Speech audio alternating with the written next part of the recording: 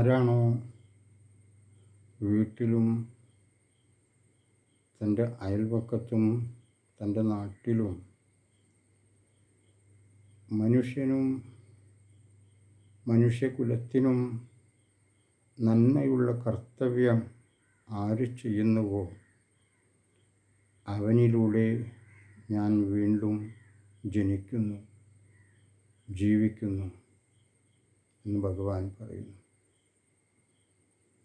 ആരിലാണോ അഹങ്കാരവും അഹംഭാവവും വെച്ച് പുലർത്തി ജീവിക്കുന്നു അവനിൽ നിന്നും ഞാൻ മരിക്കുന്നു.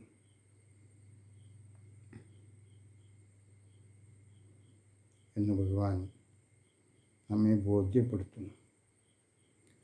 ഏതൊരു മനുഷ്യൻ്റെയും ഒരു ജീവിതം അത് ശുദ്ധമായിട്ടുള്ള രീതിയിലൂടെ നിജപ്പെടുത്തിയും ചിട്ടപ്പെടുത്തിയും ഒരു ആരാധനാ രീതിയിലൂടെ എൻ്റെ ജീവിതമാണ് ഞാൻ കാണേണ്ടതെന്നും എൻ്റെ ജീവിതത്തിൽ നിന്ന് തന്നെയാണ് ഞാൻ പഠിക്കേണ്ടതെന്നും ഞാൻ എന്നെ തന്നെ അറിയേണ്ടതുണ്ടെന്നും ഞാൻ എന്നെ തന്നെ പഠിക്കേണ്ടതുണ്ടെന്നും ഏതൊരു മനുഷ്യനും അറിയേണ്ടിയിരിക്കുന്നു.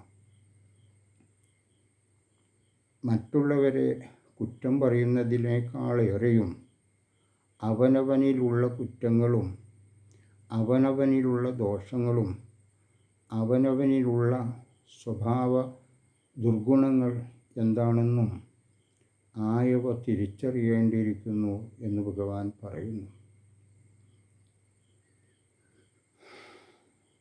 ഞാൻ എല്ലാവരിലും സമർത്ഥനാണെന്ന് കരുതുന്നതിന് പകരം ഞാൻ എത്രത്തോളം അസമർത്ഥനാണ് എന്ന് തിരിച്ചറിയേണ്ടിയിരിക്കുന്നു എന്നാണ്. ഞാൻ എല്ലാം തികഞ്ഞവനാണെന്നും ഞാൻ എല്ലാം മതിയായവനാണെന്നും കരുതാതെ കണ്ട് ഞാൻ എന്നുള്ള ഭാവം എന്തിനെല്ലാം പ്രശോഭിപ്പിക്കും, എന്തിനെല്ലാം പ്രശോഭിപ്പിക്കുന്നില്ല ആയത് പരിശോധിക്കണം.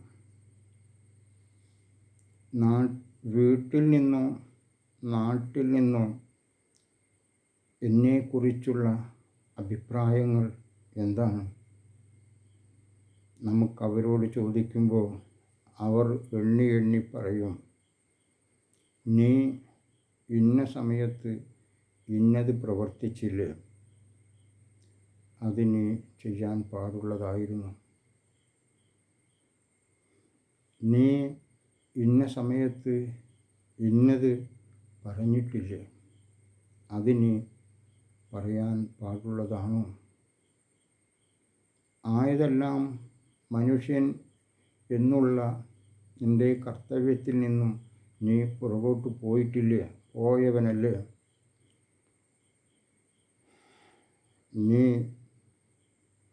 എന്നെ ഓർക്കുന്നു എങ്കിൽ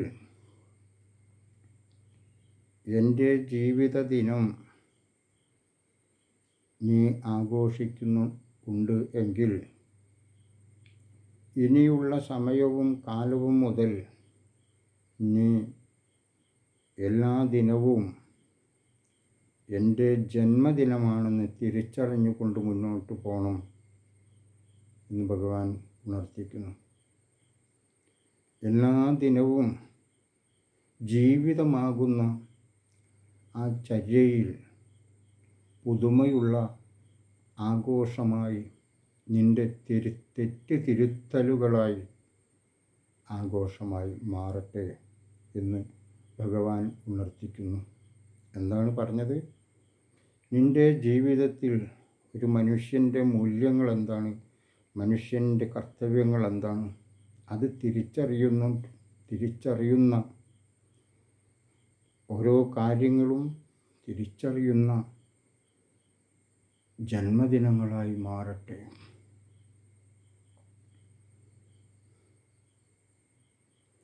ഓരോ അറിവുകളും ഓരോരോ ജന്മങ്ങളാണെന്നറിയണം.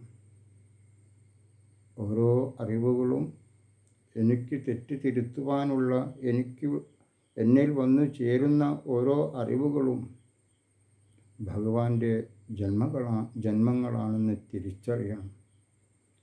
ഞാൻ നിങ്ങളിലൂടെ എന്നും ജനിച്ചുകൊണ്ടേ ഇരിക്കുന്നു എങ്കിൽ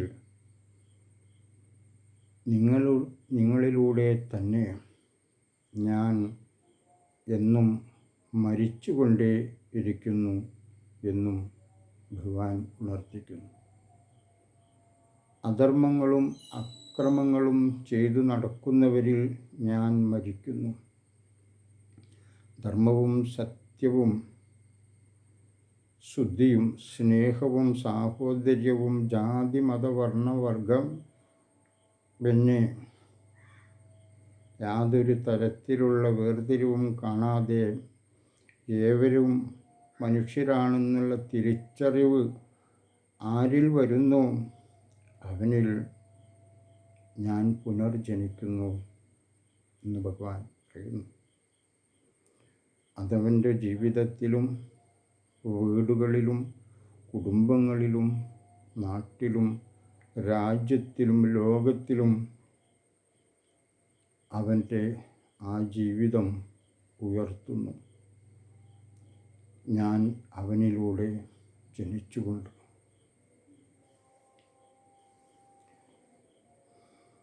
എൻ്റെ പ്രവർത്തനങ്ങളും ഞാൻ പ്രവർത്തിച്ചിട്ടുള്ളതും ആരെയും ആക്രമിക്കുവാനോ ആരെയും ധ്വംസിക്കുവാനോ അല്ല. എൻ്റെ പ്രവർത്തനങ്ങൾ മുഴുവനും മനുഷ്യകുലത്തിൻ്റെ ഉന്നമനത്തിനും മനുഷ്യരുടെ വളർച്ചയ്ക്കുതകുന്നതുമായിട്ടുള്ള വിജയസത്യത്തെയും കാണിച്ചുകൊണ്ടാണെന്നും ധർമ്മനിഷ്ഠയും സത്യനിഷ്ഠയും വളർത്തിക്കൊണ്ടാണെന്നും അവയുടെ കാവ്യം രചിച്ചുകൊണ്ടാണെന്നും അറിയണം. ആരാണോ മനുഷ്യനായി കാണാതെ ഞാനൊരു മനുഷ്യനും മറ്റുള്ളവർ മനുഷ്യനും അല്ലാതെ കണ്ടുകൊണ്ട് അക്രമത്തിനും അനീതിക്കും പുറപ്പെടുന്നത്, അവൻ എൻ്റെ പേരുകൊണ്ടോ മറ്റു യുഗപുരുഷന്മാരുടെ പേരുകൾ കൊണ്ടോ വെച്ച് പുലർത്തിക്കൊണ്ടു പോയാൽ അവരിൽ ഞങ്ങളാരും വിരാജിക്കുന്നില്ല എന്നറിയണം. യുഗപുരുഷന്മാർ വന്നിട്ടുണ്ട്. പലരും യുഗപുരുഷന്മാരായി ഞാൻ വന്നിട്ടുണ്ട്. ഞാൻ ഏവരിലും ഉള്ളതാണ് എങ്കിൽ ആ തിരിച്ചറിവ് ഇല്ലാത്തവരിൽ ഞാൻ ഇല്ലതാനും. മനുഷ്യൻ മനുഷ്യനാണെന്ന് തിരിച്ചറിയുമ്പോൾ അവരിൽ ഞാനുണ്ടാകുന്നു. മനുഷ്യൻ മനുഷ്യനാണെന്ന് തിരിച്ചറിയാത്തവരിൽ ഞാൻ ഉണ്ടാകുന്നില്ല. ഭഗവാൻ പറയുന്നു, സൗഹാർദ്ദവും സ്നേഹവും വെച്ച് വളർത്തിക്കൊണ്ട് മുന്നോട്ട് പോകുന്നതാരോ അവരിൽ ഞാൻ നല്ല വളർച്ച ആയവർക്കായിക്കൊണ്ട് അനുഗ്രഹിച്ചു നിൽക്കും. അവരെ തളർത്താതെ തകർക്കാതെ അവരെ ഞാൻ താങ്ങിയും തലോടിയും അവരെ ഞാൻ ശുശ്രൂഷിക്കും എന്ന് ഭഗവാൻ പറയുന്നു. നിങ്ങളുടെ ഒരുപാടുള്ള നാമജപ വചനം കൊണ്ട് ഞാൻ ഒരിക്കലും സംപ്രീതനാകുന്നില്ല.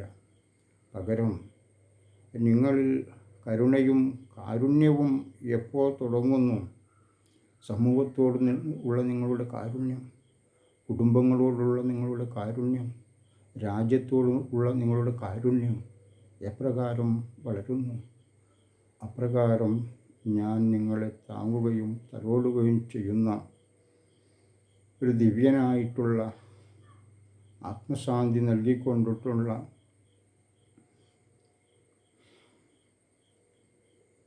പ്രപഞ്ചേശ്വരനായി നിങ്ങളിൽ വർത്തിക്കുന്നു.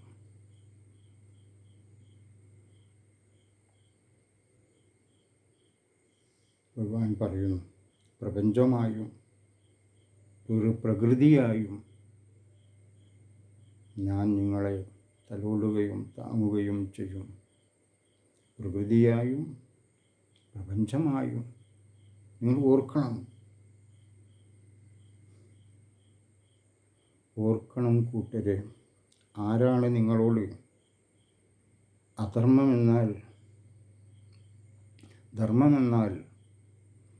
ധർമ്മത്തിൻ്റെ സംരക്ഷണത്തിനും അധർമ്മത്തിൻ്റെ പരാജയത്തിനും കൊല്ലുവാനും കൊലവിളി നടത്തുവാനും ആരാണ് നിങ്ങളെ ഉത്ബോധിപ്പിച്ചിട്ടുള്ളത്? ആ ഉത്ബോധനം ഒരജ്ഞാനിയുടെ ചിന്തയിൽ നിന്നും രചിച്ചിട്ടുള്ള കാവ്യമാണെന്നറിയണം. അത് എന്നെ കണ്ടുകൊണ്ട് രചിച്ചിട്ടുള്ള കാവ്യമല്ല, അത് അജ്ഞാനിയുടെ കാവ്യമാണ്. ആ അജ്ഞാനം രചിച്ചിട്ടുള്ള കാവ്യകർത്താവ് ആരോ അവൻ അധർമ്മിഷ്ഠനാണ്. എൻ്റെ കർത്തവ്യം അധർമ്മം ഉള്ളയിടത്ത്, അധർമ്മം കൊടി കുത്തി വാഴുന്നിടത്ത് ധർമ്മം കൊണ്ട് ആയവരെ ആ അധർമ്മത്തെ നിഗ്രഹിക്കണം എന്ന് പറയുന്നു. ധർമ്മം കൊണ്ട് അധർമ്മത്തെ നിഗ്രഹിക്കണം എന്നാൽ ധർമ്മമാകുന്ന മാനുഷിക മൂല്യങ്ങളുള്ള കർത്തവ്യങ്ങളും പ്രവർത്തനങ്ങളും ജീവിതചര്യയും എന്താണെന്ന് ബോധിപ്പിച്ചുകൊണ്ട് ആ അധർമ്മത്തെ നശിപ്പിക്കണം എന്ന് പറയുന്നു. അല്ലാതെ ബോംബ് കൊണ്ടോ വാളുകൊണ്ടോ കടാര കൊണ്ടോ അക്രമം കൊണ്ടോ അജ്ഞാനിയായിട്ടുള്ള മനുഷ്യ, അപ്രകാരമല്ല ഞാൻ പറഞ്ഞിട്ടുള്ളത്. എന്നിൽ നിക്ഷിപ്തമായിട്ടുള്ള ധർമ്മത്തെ മുറുകെ പിടിച്ചുകൊണ്ട് എൻ്റെ ഊർജ്ജസ്വലമായിട്ടുള്ള മനസ്സിനെ മുറുകെ പിടിച്ചുകൊണ്ട് കത്തിക്കും കടാരയ്ക്കും ബോംബിനും തകർക്കാൻ പറ്റാത്തതായിട്ടുള്ള എൻ്റെ ഉണ്മയെ മുറുകെ പിടിച്ചുകൊണ്ട് ആയ അധർമ്മത്തിലേക്ക് ഇറങ്ങിച്ചെല്ലണം. അവിടെ നിന്നെ തകർക്കുവാനായിക്കൊണ്ട് ഒരു അധർമ്മത്തിനും സാധിക്കില്ല എന്ന് ഭഗവാൻ പറയുന്നു. അവിടെ എന്തുകൊണ്ട് ചെല്ലണം? അത് ഭരണപരമായാലും രാഷ്ട്രീയപരമായാലും ഏതു മേഖലയിലായാലും രാജ്യമായാലും രാജ്യങ്ങൾ തമ്മിലായാലും ദൃശ്യമായിട്ടുള്ള ശക്തികൾ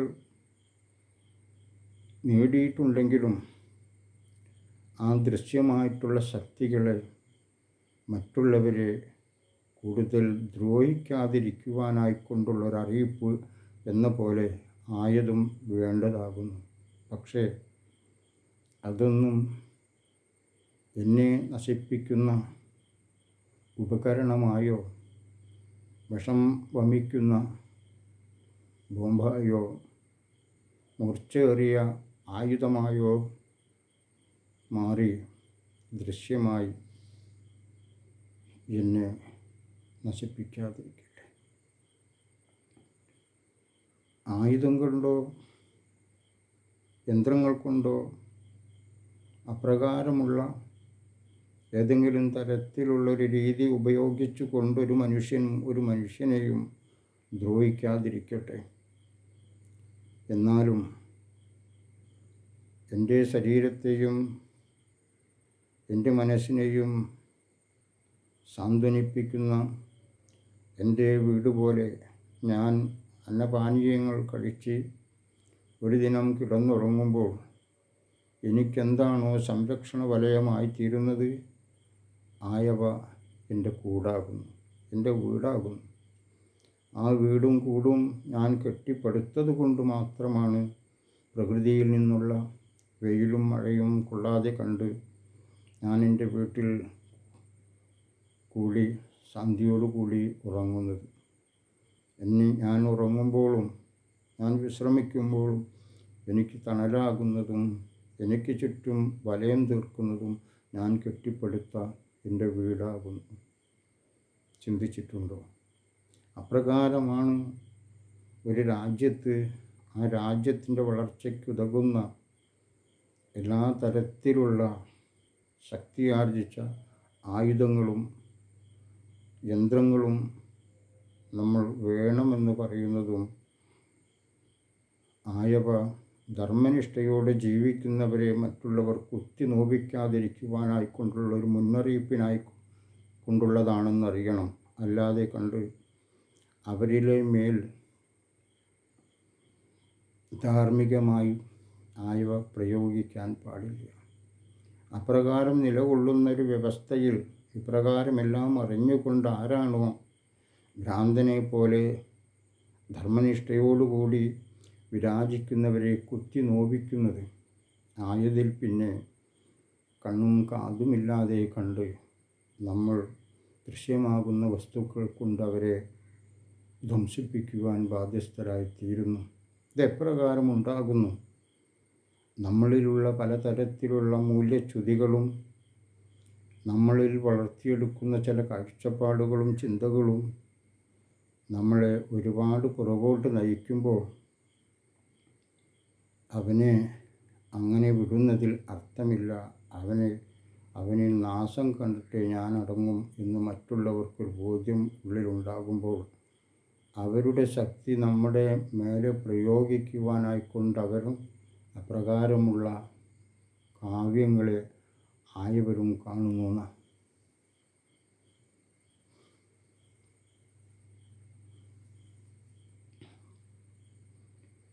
ജനിക്കുന്ന സമയം മനുഷ്യനാകുന്നു, ഇരിക്കുന്ന സമയവും മനുഷ്യനാവണം. അവൻ പോകുന്ന സമയത്തും മനുഷ്യനായി തന്നെ പോകണം. അവൻ ആരുടെയെങ്കിലും കത്തി കൊണ്ടോ ഏതെങ്കിലും തരത്തിലുള്ള ആയുധങ്ങൾ കൊണ്ട് പ്രഹരമേറ്റിട്ടോ ആവരുത് അവൻ പോകുന്നത്. അവൻ ശാന്തനായി സ്വസ്ഥനായി സ്വസ്തിപദത്തിൽ എത്തിക്കൊണ്ടവൻ എന്നിലേക്കെത്തുന്നു.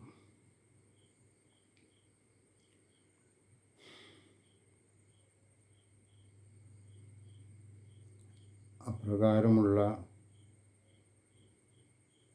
ജീവിത രീതിയും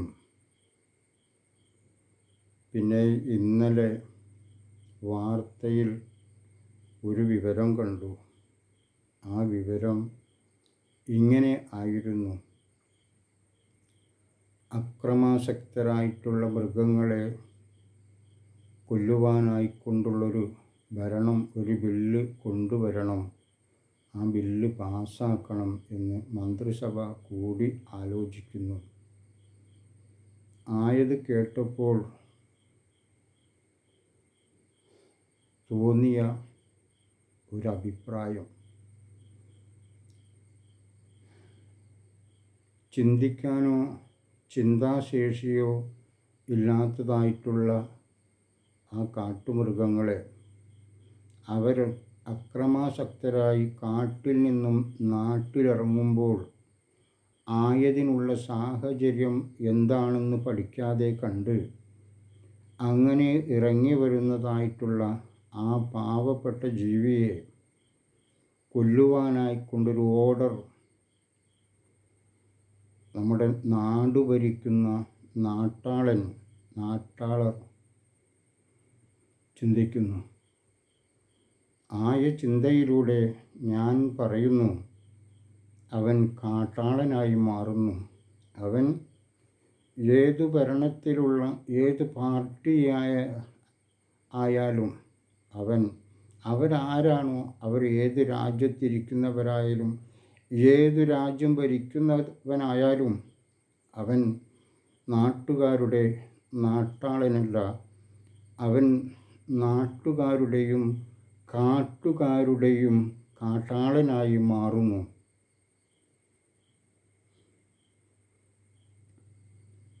അപ്രകാരം ചിന്തിച്ചിട്ടുള്ള ആ ഭരണകൂടം ഒന്നും കൂടി ചിന്തിക്കുവിൻ.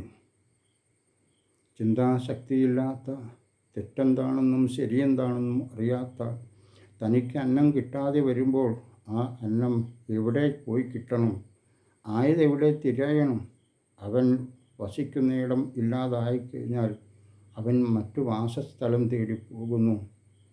അവിടുന്ന് കിട്ടുന്നതെന്താണോ അവൻ അത് ആഹരിക്കുന്നു. അത് മനുഷ്യനാവാം, മറ്റുമുള്ളതാവും, ജീവികളാവാം. അവൻ്റെ മുമ്പിൽ മനുഷ്യനെന്നോ മൃഗമെന്നോ ഒന്നൊന്നും ഇല്ല. അവന് വിശക്കുമ്പോൾ അവന് ആഹാരം വേണം. അവൻ മുമ്പിൽ കാണുന്നതിനെ തിന്നുന്നു, കൊല്ലുന്നു, തിന്നുന്നു. അവന് വേണ്ട എന്ന് തോന്നിയാൽ അവന് മുമ്പിൽ കാണുന്നവൻ അവൻ ആക്രമിക്കുന്നു. ഇത് ചാകുകയാണോ, ഇത് പോവുകയാണോ, ഞാനിവരെ വേദനിപ്പിക്കുകയാണോ എന്നൊന്നും ഉള്ളതറിയാതെ കണ്ട് അവൻ്റെ വഴിയിലുള്ള തടസ്സങ്ങളെ മാറ്റി അവൻ മുന്നോട്ട് പോകുന്നു. അറിയണം.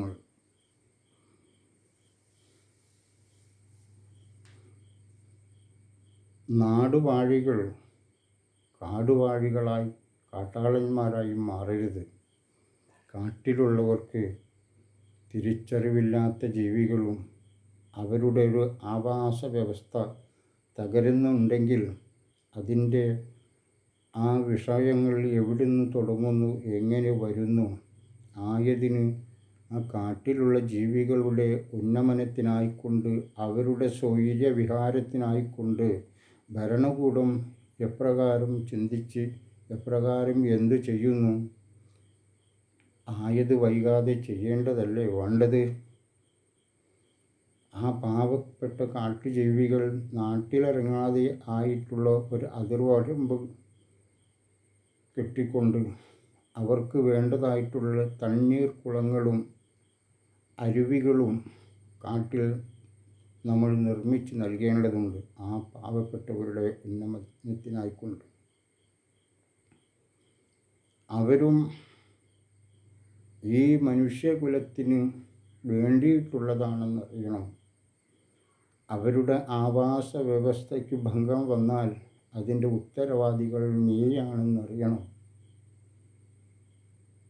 ഭഗവാൻ പറയുന്നു, നമ്മൾ തന്നെയാണ് ഈ ജീവികളെ കാട്ടിൽ നിന്നും നാട്ടിലേക്ക് ഇറക്കുന്നതും നമ്മളെ എല്ലാം കുട്ടികളെയും മുതിർന്നവരെയും ആക്രമിക്കുന്നൊരവസ്ഥയിലേക്ക് അവരെത്തുന്നത്. അവർക്ക് കാട്ടിൽ നിന്നും കിട്ടേണ്ടതായിട്ടുള്ളതൊന്നും അവർക്ക് കിട്ടാതെ വരുമ്പോൾ അവർ നാട്ടിലിറങ്ങും.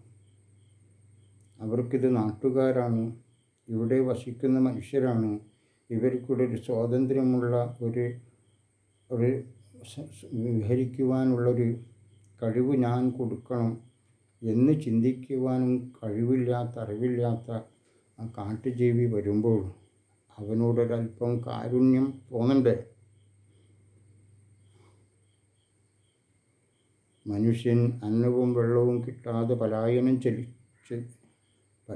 ചെയ്യുമ്പോൾ ആ മനുഷ്യൻ എന്തിനു വേണ്ടി, എന്തുകൊണ്ട് പലായനം ചെയ്യുന്നു?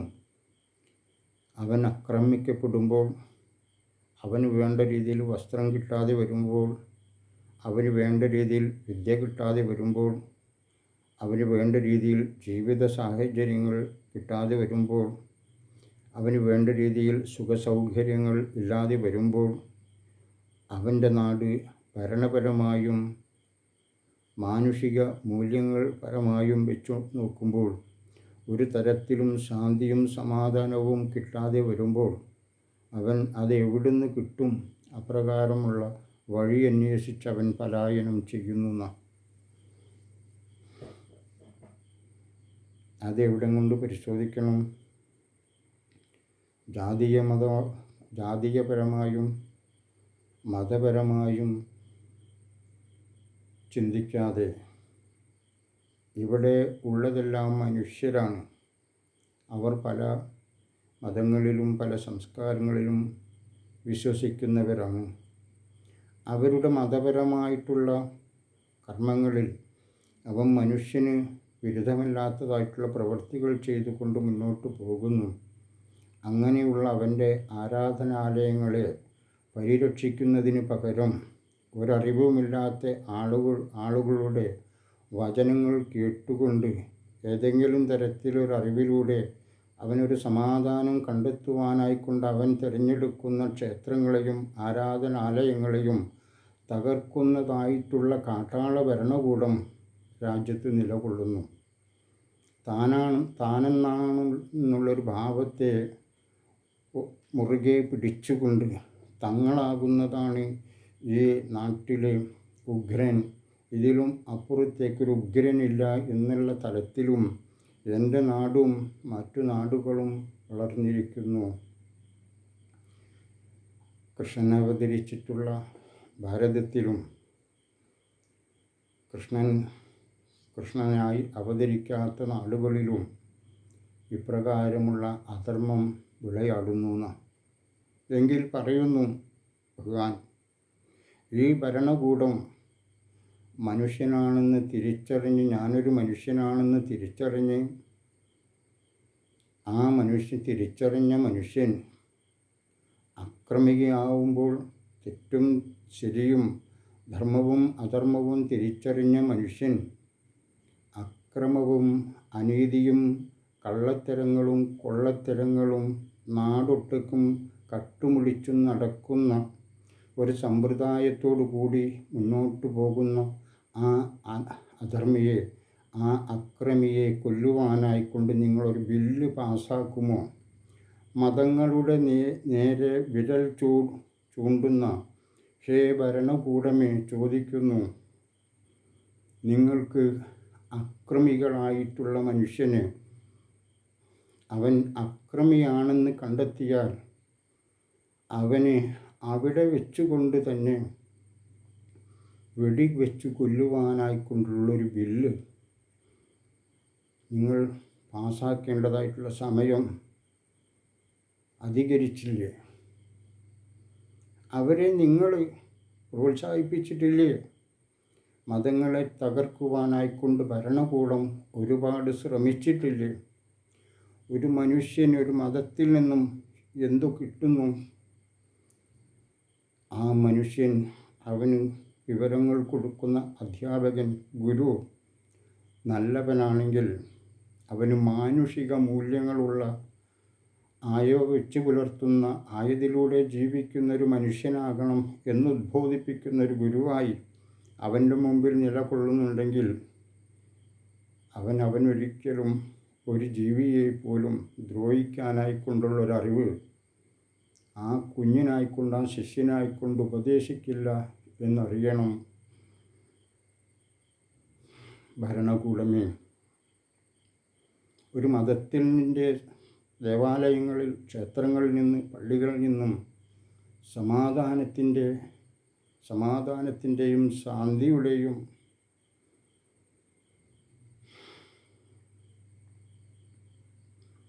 ഒരു സന്ദർഭമാണ് ആയ ഇടങ്ങളിൽ നിന്നും കിട്ടുന്നത്. ഒരുപാട് വിഷമിക്കുന്ന ഒരുത്തൻ ഒരു ക്ഷേത്രത്തിൽ പോയാൽ അവൻ്റെ ഉള്ളിലുള്ള പിടയ്ക്കുന്നതായിട്ടുള്ള അവൻ്റെ മനസ്സിന് ഒരല്പം ശാന്തി ആ ഇടങ്ങളിൽ നിന്നും കിട്ടുന്നു.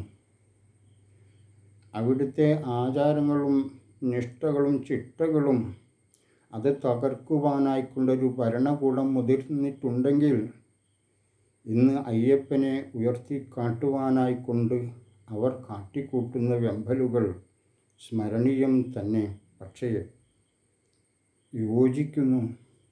മാനുഷിക മൂല്യങ്ങളെ ഉയർത്തിപ്പിടിച്ചുകൊണ്ടുള്ള ആ സ്ഥാപനത്തിനു ഒരു തരത്തിലും കോട്ടം പറ്റാത്തതായിട്ടുള്ള ആ ക്ഷേത്രവുമായി, ആരാധനാലയവുമായി ബന്ധപ്പെട്ടിട്ടുള്ള അവിടെ ഒരു അച്ഛനുണ്ട്. അതിനെ തന്ത്രി എന്ന് പറയുന്നു. കേരളം ഭരിക്കുന്നതൊരു മന്ത്രിയാണെങ്കിൽ ക്ഷേത്രം ഭരിക്കുന്നത് അവിടുത്തെ രാജാവ് തന്ത്രിയാണ്. ആ തന്ത്രിയാണ് അവിടെ ഒരു നിയമം വെച്ചു കൊടുത്തിട്ടുള്ളത്. ആ നിയമത്തിന് ഏതെങ്കിലും തരത്തിലുള്ള മാറ്റങ്ങൾ വേണമെങ്കിൽ ആ തന്ത്രിയുമായി കൂടി ആലോചിച്ച് ശാന്തിയോടുകൂടിയും സ്വസ്ഥതയോടുകൂടിയും സമാധാനത്തോടു കൂടിയും ആയിരിക്കണം. അല്ലാതെ കണ്ട് അവർ ഉണ്ടാക്കി വച്ചിട്ടുള്ള നന്മയുടെ പര്യായമായിട്ടുള്ള ഒരു ചൈതന്യ സ്രോതസ്സിനെ ഉന്മൂലനം ചെയ്യിക്കുവാനായിക്കൊണ്ടുള്ള ബുദ്ധിയില്ലാത്ത ഭരണകർത്താക്കളായി മാറിക്കൂടാ. കേൾക്കുമ്പോൾ അസ്വസ്ഥത തോന്നരുത്. അങ്ങയുടെ മക്കളെ അങ്ങ് കൊലയ്ക്ക് കൊടുക്കുമോ? അങ്ങയുടെ മക്കളെ കൊല്ലുവാനായിക്കൊണ്ട് ആരൊക്കെയാണോ ദോഷപ്രവൃത്തികളുടെ അറിവില്ലായ്മയിൽ നിന്നാണെങ്കിലും കൂടിയും അവനവൻ്റെ വീടുകളിലും അവനവൻ്റെ കുടുംബങ്ങളിലും അസ്വസ്ഥത സൃഷ്ടിക്കുവാനായിക്കൊണ്ട് അങ്ങുമാർ പണിയെടുക്കുമോ, പ്രവർത്തിക്കുമോ, ആശയങ്ങൾ കൊണ്ടുവരുമോ? നിങ്ങളുടെ വീട്ടിൽ സമാധാനം കെടുത്തുവാനായിക്കൊണ്ട് നിങ്ങൾ മെനക്കിടുമോ? അങ്ങനെ മെനക്കിടുമെങ്കിൽ നിങ്ങൾക്ക് ക്ഷേത്രങ്ങളിലും പള്ളികളിലും ആരാധനാലയങ്ങളിലും അപ്രകാരം നിങ്ങൾ കയറിക്കൊള്ളും. അതല്ല, എൻ്റെ വീട്ടിൽ ശാന്തി വേണം, സമാധാനം വേണം, സ്വസ്ഥത വേണം, എൻ്റെ മക്കൾക്കും കുടുംബങ്ങൾക്കും അഭിവൃദ്ധിയും ഐശ്വര്യവും വേണമെന്ന് തോന്നുന്നുണ്ടെങ്കിൽ എല്ലാ മതത്തിലും എല്ലാ മനുഷ്യർക്കും അവർ നയിക്കുന്ന ആരാധനാലയങ്ങളിലും അവർക്ക് സമാധാനം വേണ്ടതായിട്ടുണ്ട്. അവിടെ തകർക്കുവാനും ആയതിലേക്ക് ഭരണകർത്താക്കൾ കയറി അതിനെ ഒരുപാട് തകർക്കുന്നൊരവസ്ഥയിലേക്ക് മാറ്റരുത്. ഭഗവാൻ ഉണർത്തിക്കുന്നു. ഇതൊന്നും ഞാനാണ് പറയുന്നതെന്ന് കരുതി എൻ്റെ മേലെ ആരും വാളുങ്ങി വരരുത്. എൻ്റെ മേലെ ഒരു വാളുകൊണ്ടൊന്നും വരേണ്ടതില്ല. ഈ ശരീരം ചെറിയൊരു മാറ്റം കിട്ടിയാൽ തന്നെ നശിക്കുന്നതാണെന്നുള്ളൊരു ഉത്തമ ബോധ്യം എനിക്കുണ്ട്. ഇതിനൊരുപാട് ഒന്നും വേണ്ട. പക്ഷേ ഒരുപാട് കർത്തവ്യങ്ങൾ ഒരു അച്ഛൻ എന്ന നിലയിൽ എനിക്ക് ചെയ്യുവാനായിക്കൊണ്ടുണ്ട്. ആയതിനുള്ളൊരു സാവകാശം തരേണ്ടതായിട്ടുണ്ട്. സമാധാനത്തോട് ജീവിക്കുവാനുള്ളൊരു ആശ ഉള്ളിലുണ്ട്. അതിനെ തകർക്കരുത്. കാലം നമ്മളെ ബോധിപ്പിച്ചിട്ടുണ്ട്. ഒരുപാട് നീ അധർമ്മത്തിലൂടെ പോകുമ്പോൾ